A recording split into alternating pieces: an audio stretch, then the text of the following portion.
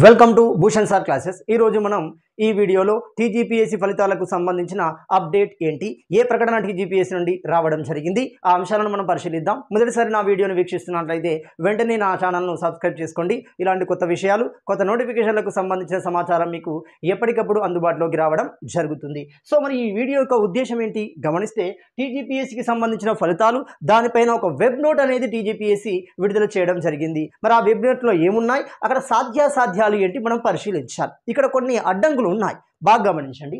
మార్చి 10వ తారీఖున మనకు గ్రూప్ 1కు సంబంధించిన ప్రొవిజనల్ మార్కులు విడుదల చేయబడతాయి। మరి ఏంటి ఈ ప్రొవిజనల్ మార్క్స్ అంటే, జిఆర్ఎల్ రూపంలో విడుదల చేస్తారా, అందరి విడుదల చేస్తారా, లేదా 1:2 అనేవి విడుదల చేస్తారా అనేది ఒక క్లారిటీ ఇవ్వలేదు।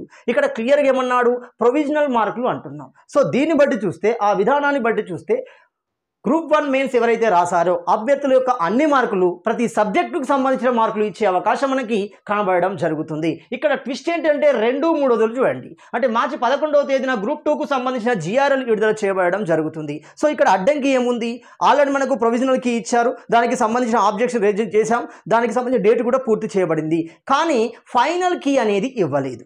సో ఫైనల్ కీ ఇవ్వకుండా జిఆర్ఎల్ ఇచ్చే అవకాశం ఉంటుందా, ఇస్తే ఇక్కడ కాంట్రవర్సీ క్రియేట్ అవుతుంది। ఎందుకంటే ప్రొవిజనల్ కీ ఇచ్చిన సందర్భంలో చాలామంది అభ్యర్థులు చాలా ప్రశ్నలు లేవనెత్తారు, వాటికి సంబంధించిన సమాధానాలను చూపిస్తూ వాళ్ళు అప్లై చేయడం కూడా జరిగింది, టీజీపీఎస్సీ వెబ్సైట్లో అప్లోడ్ చేయడం కూడా జరిగింది। మరి ఫైనల్ కీ ఇచ్చిన తర్వాత ఎన్నిటిని తీసుకుంది, ఏ ప్రాతిపదికన తీసుకుంది అనేది ఒక క్లారిటీ వస్తుంది।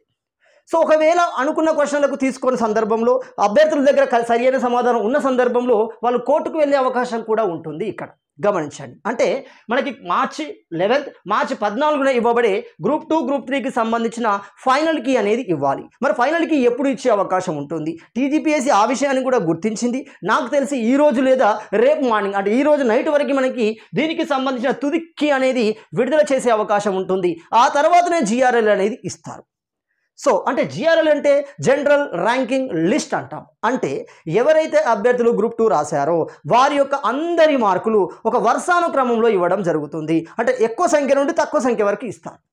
మీరు అనుకోవచ్చు అక్కడ 1, 2 ఇచ్చారు, ర్యాంక్ ఫస్ట్ అని కాదు, అక్కడ సీక్వెన్స్ ఆఫ్ ఆర్డర్ తీసుకున్నప్పుడు మొదటగా వచ్చిన మార్కులు తీసుకుంటూ చివరి వరకు మార్కులని అది ఒక ఆర్డర్ లైన్లో తీసుకోవడం జరుగుతుంది, అందరి మార్కులు అక్కడ ప్రవేశపెట్టబడతాయి। సో అదేవిధంగా మార్చి 14న గ్రూప్ 3కి సంబంధించిన జిఆర్ఎల్ ఇస్తారు, దీనికి సంబంధించిన తుదికి అనేది ఇంకా విడుదల చేయబడలేదు।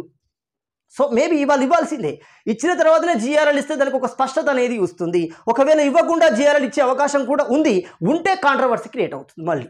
అంటే ఏ ప్రశ్నలు సరిగా తీసుకున్నారు, అది అభ్యర్థులు లేవనెత్తిన ప్రశ్నల వాళ్ళు సరి సమాధానాలు తీసుకున్నారా లేదా అనే క్లారిటీ అభ్యర్థుల్లో లేదు।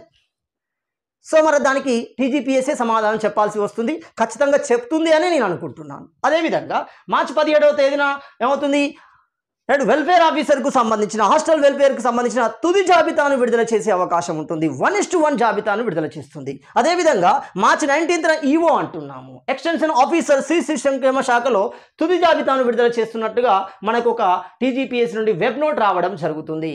సో ఇది ఇచ్చిన డేట్ ప్రకారమే రావాలని కోరుకుంటూ, సో చివరగా చిన్న announcement, Bhushan sir classes app నందు మనకి వివిధ రకాల కోర్సులు అనేవి డిజైన్ చేయబడ్డాయి। ఒకసారి యాప్ స్టోర్లోకి వెళ్ళి భూషణ్ సార్ క్లాసెస్ యాప్ని డౌన్లోడ్ చేసుకోగలరు। Thank you.